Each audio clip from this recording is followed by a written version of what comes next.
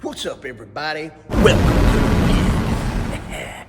Well, today's another squat day, baby. It's gonna be a little different. I'm probably not gonna do 3x5 today. Man, that's getting hard for me to recover from, okay? And I know I sound like a broken record, but I mean, something's got to give here, you know?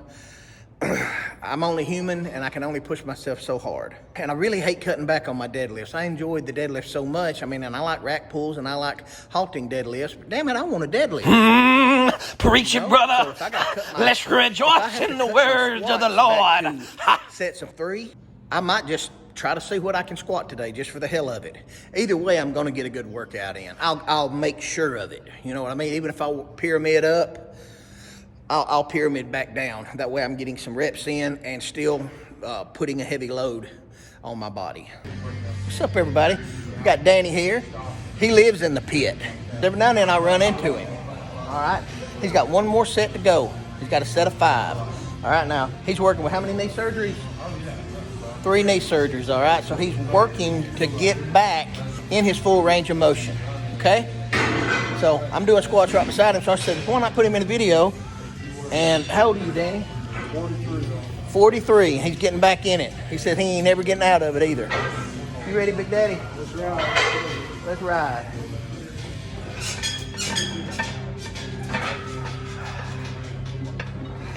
Three knee surgeries and he's still doing it. All right. Look at that. There you go. Lightweight, baby. Come on. Dig. That's what I'm talking about. Good job, brother. Listen, it doesn't matter if you've had surgeries. It doesn't matter if you're just lazy. It doesn't matter if you just, in general, don't think you can do it. You can do something. You can do something to improve your mobility. You can do something to improve your health. You can do something, okay? Don't be afraid to get in the pit. All right, so in the Lifting with Legends videos, the deadlift video that I had with, you know, the guys that have won world championships and holds records and, you know, just too much to name, okay? And I'm going to be dropping that soon. They gave me some advice on squats and bench press. Okay, evidently I've been doing everything, I'm not going to say totally wrong, but I could tweak it, okay? Now, in some of my videos, sometimes I don't do this, but sometimes I do. I want to get to where I don't, okay?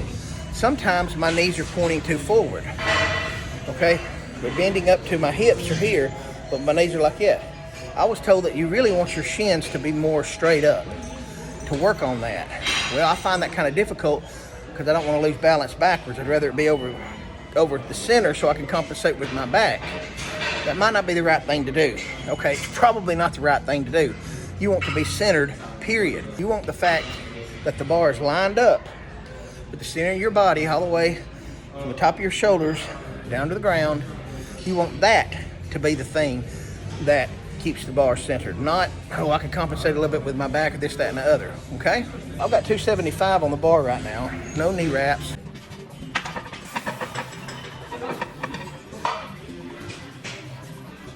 They said keep the weight on your heels more.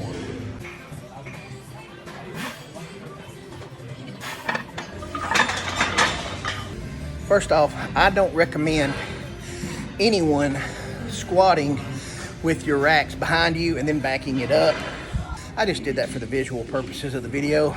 I'm gonna do about 3 reps facing outward to give you a different vantage point.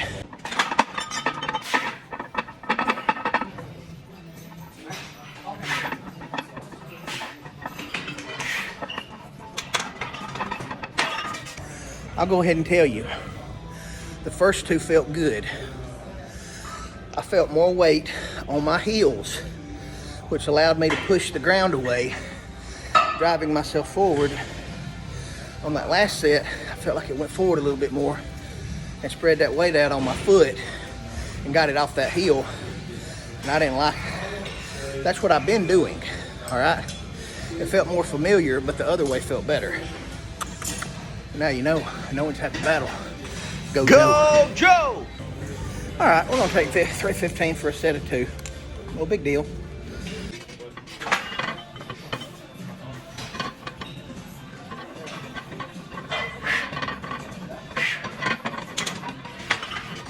Man, that was harder to rack than it was to lift. Remember, I'm strength training, okay?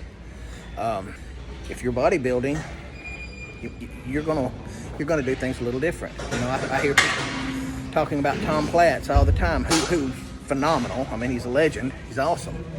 But look, you're not Mr. Platz, all right? Neither am I, okay? He was genetically predisposed to be a bodybuilder. Okay, I'm not saying he didn't work hard. I'm not saying he didn't work for it. But, and he's even said that his quads had the genetics to grow that way. Most people could do the exercises that Tom did to a T, and they would not get those results. And remember, they took gross amounts of steroids, okay? That's one reason they got so much results out of overtraining. I am so not an advocate for overtraining. I'm on the total opposite.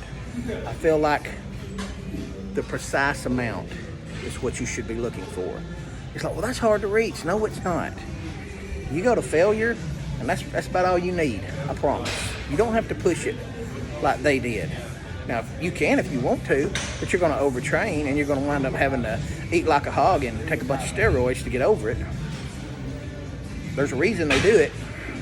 Just, I hate to be the one to tell the little secret, but that's just the truth, and I don't got nothing against it. Everybody knows how I feel about it. Do you, baby? Whatever it takes to compete, you know, or at least as far as you want to compete. I don't have anything against it. I'm just trying to get the message out there. Sometimes you can do things the right way and still not get the results that you think you should get because you're basing the results that you think you should get based on somebody else's progress. You don't know what the hell they've been doing. Just think about that.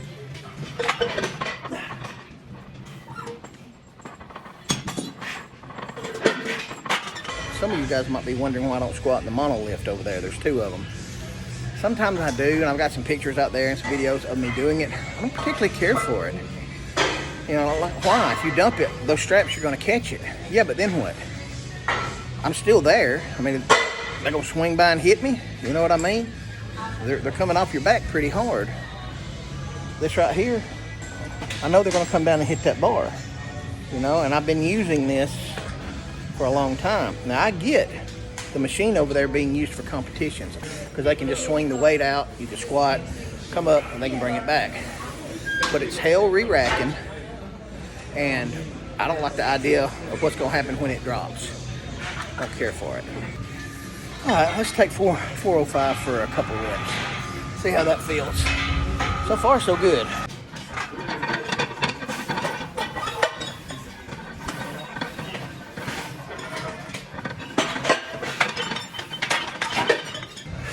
Here's another thing about this channel, about these videos that I make.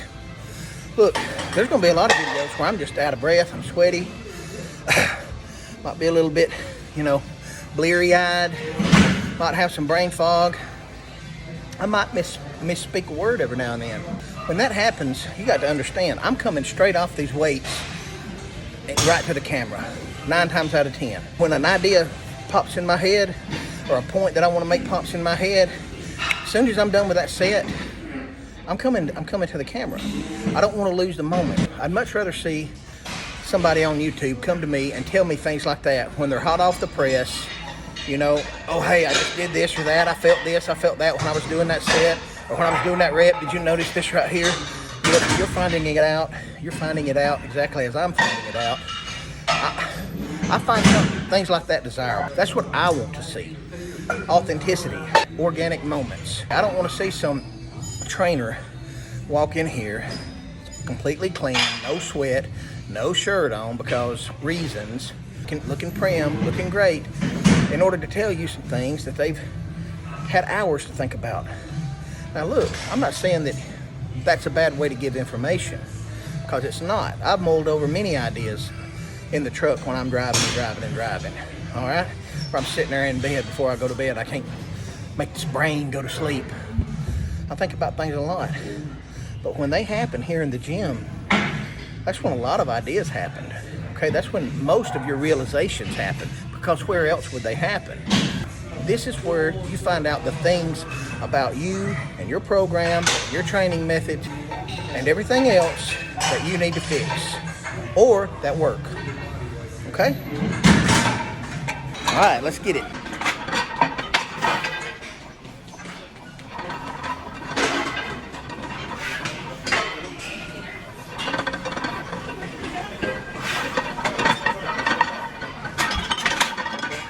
Ooh, I ain't had that on my back in a long time. All right, so we got 475. This will be the most I've done, I believe, since my hamstring injury. So I'm really pushing it. That's the name of the game, baby. So here we go.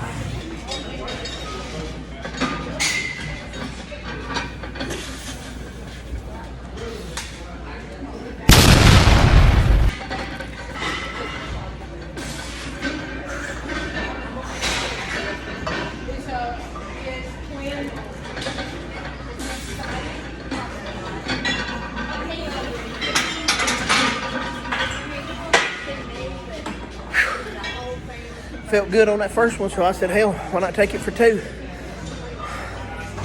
That's what it's about. Woo! I'm happy. I'm happy. All right, here we go. 405 for as many reps as possible. I can go ahead and tell you this is going to suck big old donkey balls.